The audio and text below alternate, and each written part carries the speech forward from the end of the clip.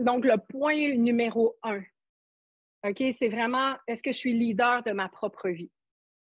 Parce que ce que j'observe vraiment au niveau des coachs que je rencontre et que ce que je rencontre, parce que vraiment, j'accompagne des milliers de personnes sur le chemin entrepreneurial, OK?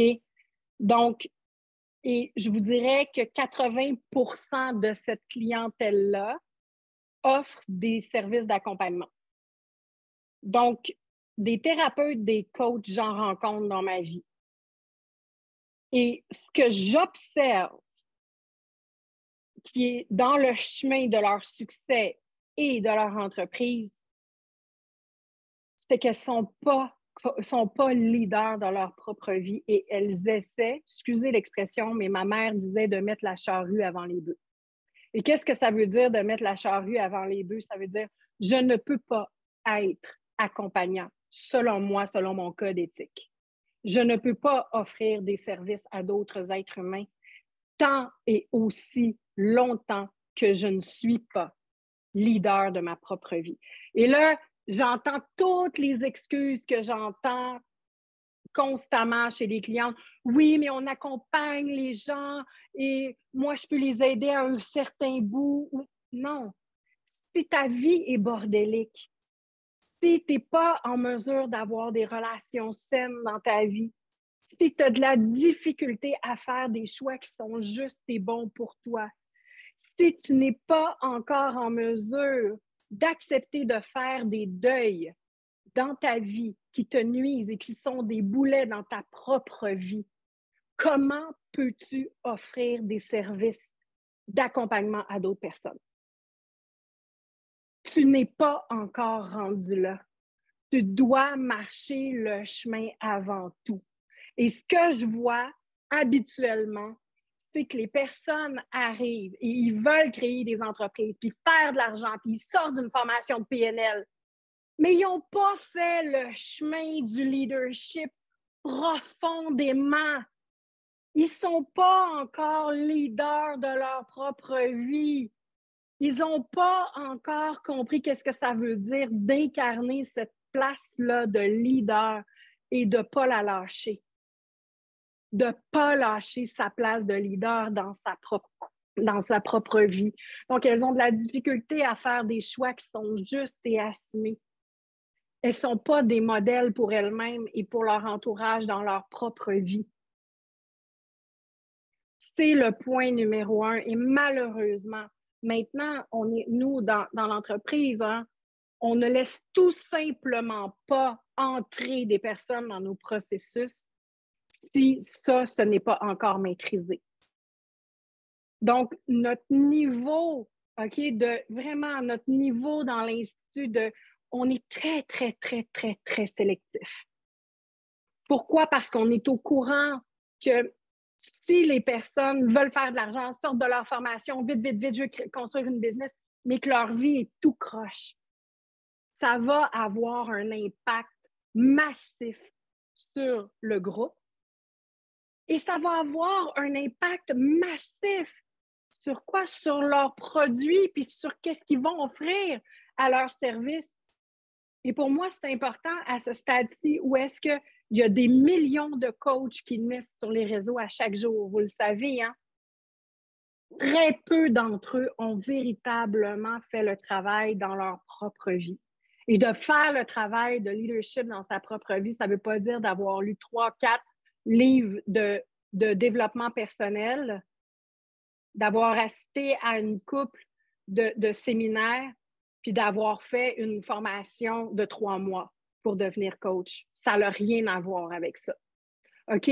Donc, et quand on parle de leadership aussi, ce que j'observe, même chez les clientes qui sont en success story en ce moment, donc c'est des personnes qui ont déjà des entreprises qui génèrent vraiment des centaines de milliers, qui sont dans le chemin du million, vraiment, et elles se rendent compte d'elles-mêmes que qu'est-ce qui est dans le chemin de leur prochain niveau de succès entrepreneurial, ça a tout à voir avec la qualité de leur leadership. C'est directement lié. Directement lié. Donc, le premier point à regarder en vous, c'est Êtes-vous autonome en tant qu'être humain? Êtes-vous encore pris dans des structures de dépendance financière, affective? Êtes-vous en position de leadership dans votre vie? Est-ce que vous êtes capable de faire des choix justes qui impliquent de faire des choix qui sont parfois, mais tellement difficiles? Point numéro 1. Est-ce que votre vie est épanouissante? Regardez votre vie, là, le film là, de votre vie. Est-ce que cette vie-là, elle est épanouissante? Êtes-vous fier? Marchez-vous la tête haute dans votre vie? Êtes-vous un succès dans votre propre vie?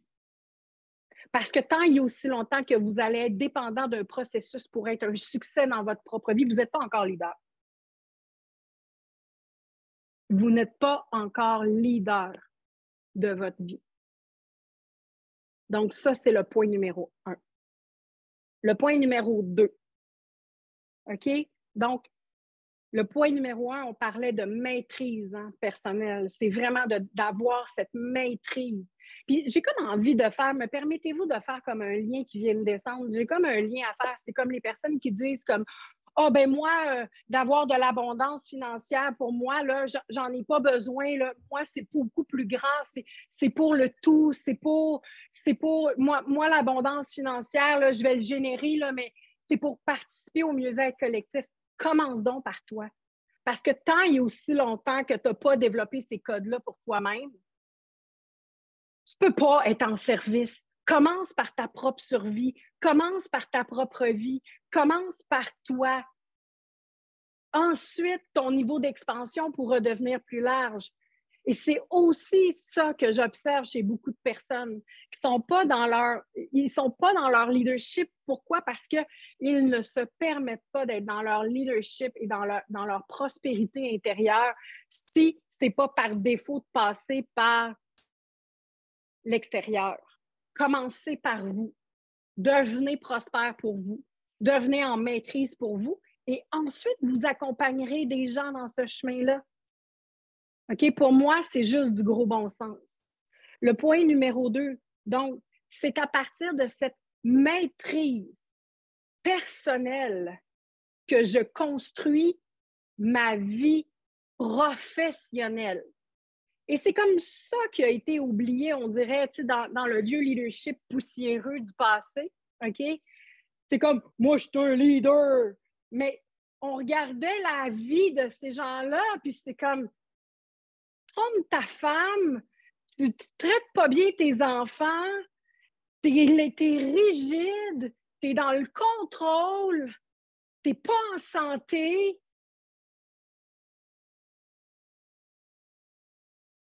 Puis t'es à la tête de 100 personnes. Jesus, où notre monde s'en va? Est-ce que vous me suivez ici? C'est comme le leadership du futur, c'est un leader qui respire la maîtrise.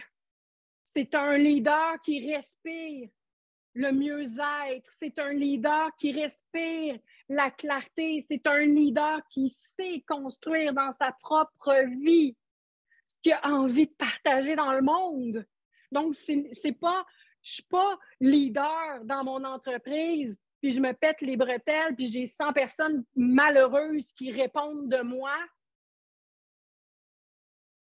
C'est pas ça le leadership du futur. C'est pas ça du leadership transformationnel. C'est vraiment le leader qui est la graine qui va ensuite montrer le chemin, qui va ensuite devoir faire les initiations pour lui-même, puis après ça, devenir complètement magnétique pour son équipe, complètement magnétique pour ses clients, et qui va inspirer cette transformation-là dans le monde. Donc, c'est à partir de cette maîtrise dans ma propre vie. Donc, sincèrement, je peux vous dire une chose. Si vous n'êtes pas en maîtrise dans votre vie personnelle, si vous n'aimez pas ce que vous voyez dans le film de votre vie, si vous voyez que vous partez de loin et que vous avez besoin d'aide, c'est pas d'un processus comme Phoenix que vous avez besoin de thérapie. C'est deux métiers complètement différents. Moi, je m'adresse à des leaders qui sont justement dans une posture de leadership dans leur propre vie et qui ont appris à tenir leur place. Je tiens ma place. Ce n'est pas un processus de développement personnel. Aller en thérapie, aller faire ce travail-là. On n'est pas la bonne équipe pour vous.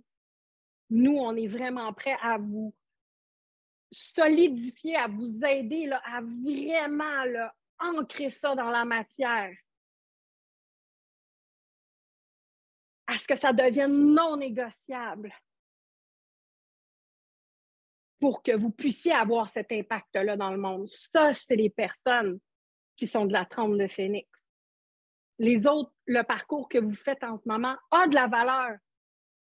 Il est nécessaire, mais ce n'est pas Phénix qui est adapté. Et ça, j'ai besoin de le dire. Pourquoi? Parce qu'on cherche vraiment un certain calibre de leadership dans la formation Phénix. OK? C'est du leadership transformationnel. Donc, c'est à partir de cette maîtrise personnelle et de mon engagement à faire 1 million de pas de plus pour développer ce leadership-là, 1 million de pas de plus pour tenir cet espace-là dans un groupe et dans l'espace, 1 million de pas de plus de me voir vraiment dans des raccoins de moi que j'aimerais vraiment mieux laisser la lumière du garde-robe fermée. Vous me suivez ici? Mais non, Phénix ne vous permettra pas de garder ces lumières-là fermées. OK? Quand je dis que c'est l'entraînement d'une vie, c'est véritablement l'entraînement d'une vie.